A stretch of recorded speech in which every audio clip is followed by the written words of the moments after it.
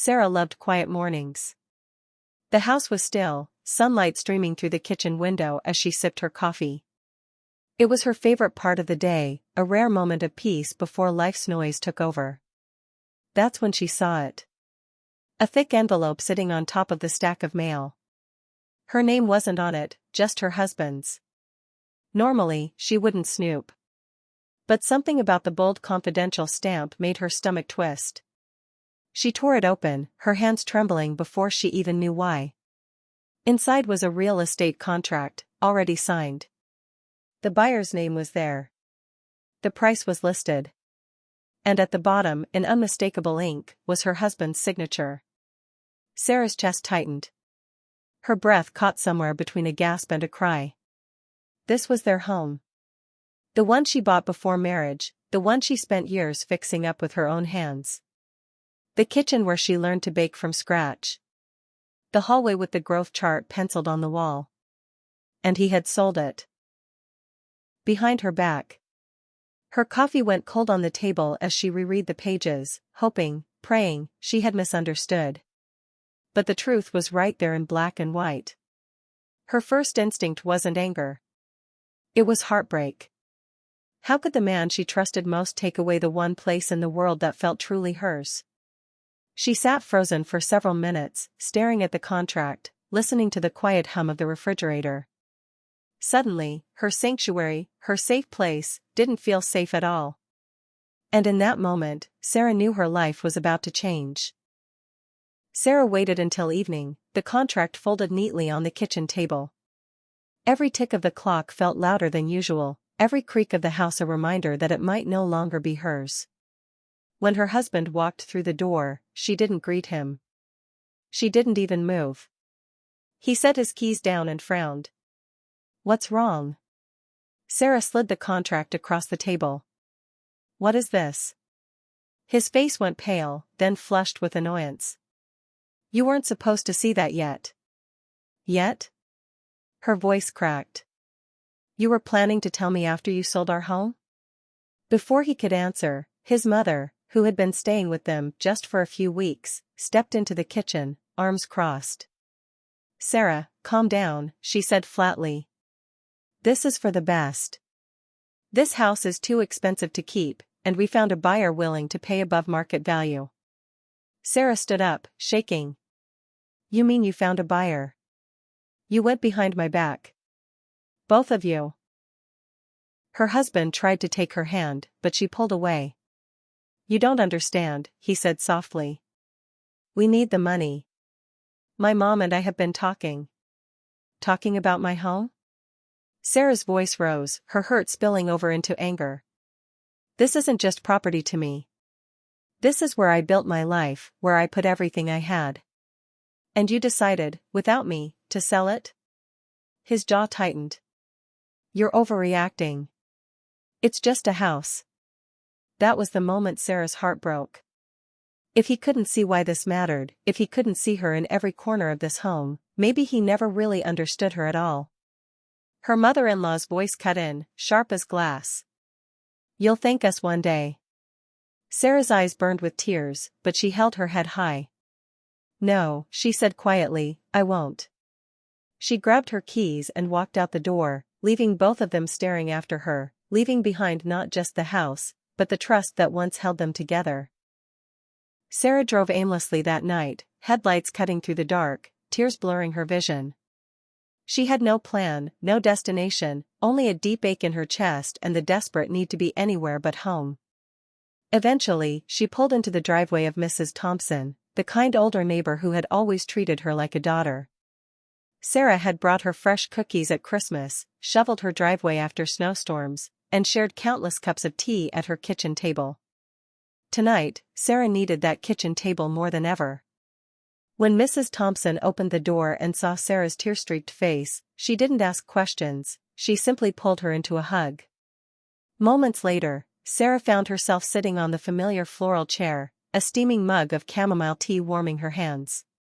Between sobs, she poured everything out, the contract, the betrayal, the fight. I feel like I'm losing everything, Sarah whispered.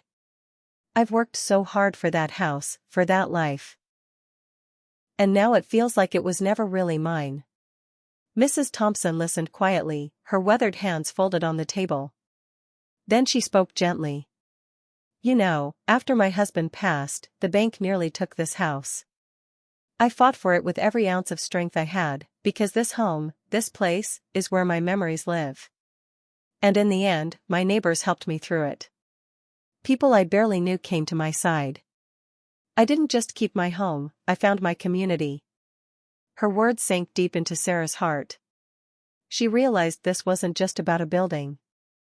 This was about claiming her life back, her voice, her dignity, her future. For the first time that night, Sarah's tears slowed. The pain was still there, but now it was joined by something new, resolve. She stayed the night in Mrs. Thompson's guest room, staring at the ceiling, replaying the confrontation over and over. But by morning, something had shifted. The fear that had gripped her chest was gone.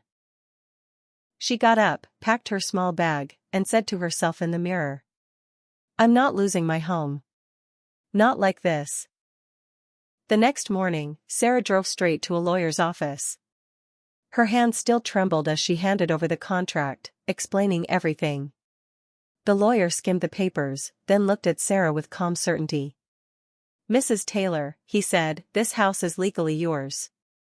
You purchased it before your marriage, and unless you've signed a quitclaim deed, no one, not even your husband, can sell it without your consent. This contract isn't valid without your signature. Sarah exhaled a shaky breath. Relief washed over her like a wave. For the first time in days, she felt the ground steady beneath her feet. Armed with the legal documents and new confidence, Sarah returned home that evening. Her husband was in the living room, watching TV as if nothing had happened. She turned off the television. We need to talk, she said, her voice calm but strong. He glanced up, annoyed. Sarah, we've already been through this. No, she interrupted, standing tall. You went through this with your mother. Not with me. And that ends today. She placed the lawyer's letter on the coffee table. This house is mine, legally, rightfully, and emotionally. You tried to take it from me without my knowledge. That is a betrayal I can't ignore. His face flushed with anger. You're blowing this out of proportion. I was trying to do what's best for us. Sarah shook her head. What's best for us? Or what's easiest for you? You don't get to decide my future behind closed doors with your mother. His silence said everything. Finally, she spoke again, quieter but firmer than before. I will not be manipulated out of my home. If you can't respect me, my choices, and the life I've built, then maybe you shouldn't be living here at all. Her words landed like a gavel. There was no shouting, no tears this time, just clarity. She walked upstairs, packed a few of his things into a suitcase, and set it by the door. For once, she wasn't the one leaving.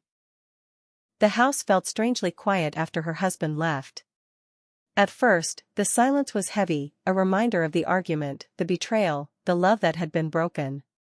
But with each passing day, that silence became something else. It became peaceful. Sarah threw herself into making the house truly hers again.